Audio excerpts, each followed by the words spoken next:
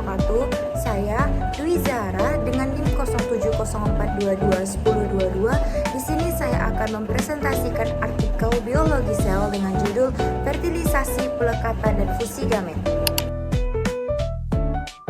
Di mana artikel ini melatar belakangi bahwa infertilisasi mempengaruhi sekitar 15% pasangan di dunia dan sekitar sepertiga kasus penyebabnya belum diketahui. Karena itu, memahami proses fertilisasi sangat penting untuk mengatasi infertilisasi, pengembangan teknologi bayi tabung, pengembangan kontrasepsi baru, mengetahui penyebab kegagalan pembuahan.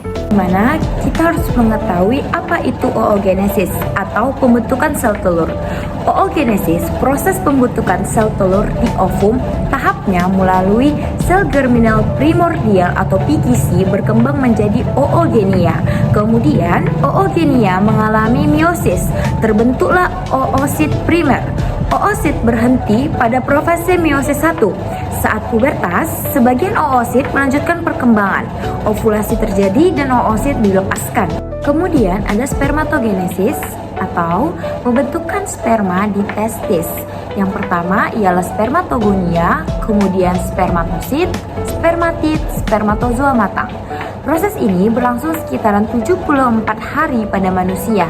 Setelah terbentuk, sperma masih harus matang di epididymis, kemudian mengalami kapasitasi di saluran reproduksi wanita. Tanpa kedua proses ini, sperma tidak mampu membuahi sel telur.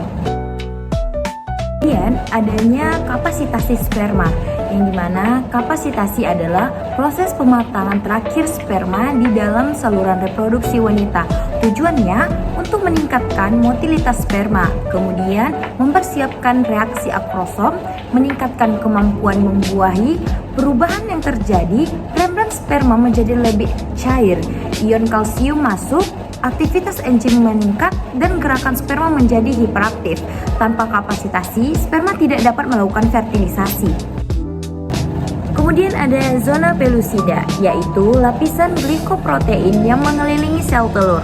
Pada manusia, terdapat 4 protein zona pellucida, yaitu ZP1, ZP2, ZP3, dan ZP4. Setelah satu sperma masuk, zona pellucida mengeras sehingga sperma lain tidak dapat masuk. Setelah itu, pelekatan sperma dan sel telur. Inilah bagian terpenting artikel ini. Setelah sperma menembus zona pellucida, sperma harus menempel pada membran sel telur. Protein-protein khusus terlibat dalam proses ini, yaitu ada isoma 1. Protein yang terdapat pada sperma ini berfungsi membantu sperma menempel pada sel telur, kemudian sangat penting untuk fertilisasi.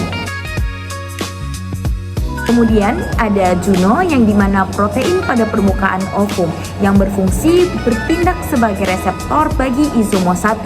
Ketika isomo 1 bertemu Juno, sperma dapat menempel pada sel telur. Kemudian ada CD9, protein pada membran oosit dengan fungsi membantu proses fusi membran dan mempertahankan struktur mikrofil sel telur.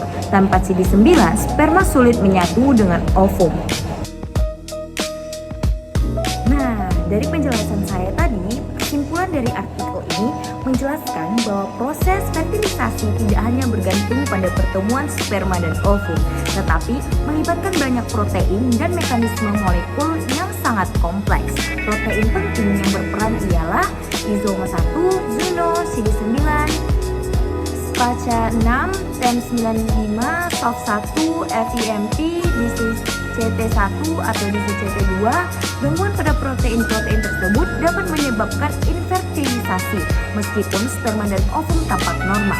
Pengetahuan ini sangat penting untuk mengembangkan terapi infertilisasi, teknologi reproduksi, berbantuan, dan kontrasepsi di masa depan. Nah, sekian presentasi dari saya. Kurang dan lebih saya mohon maaf. Akhirul kalam. Assalamualaikum warahmatullahi wabarakatuh.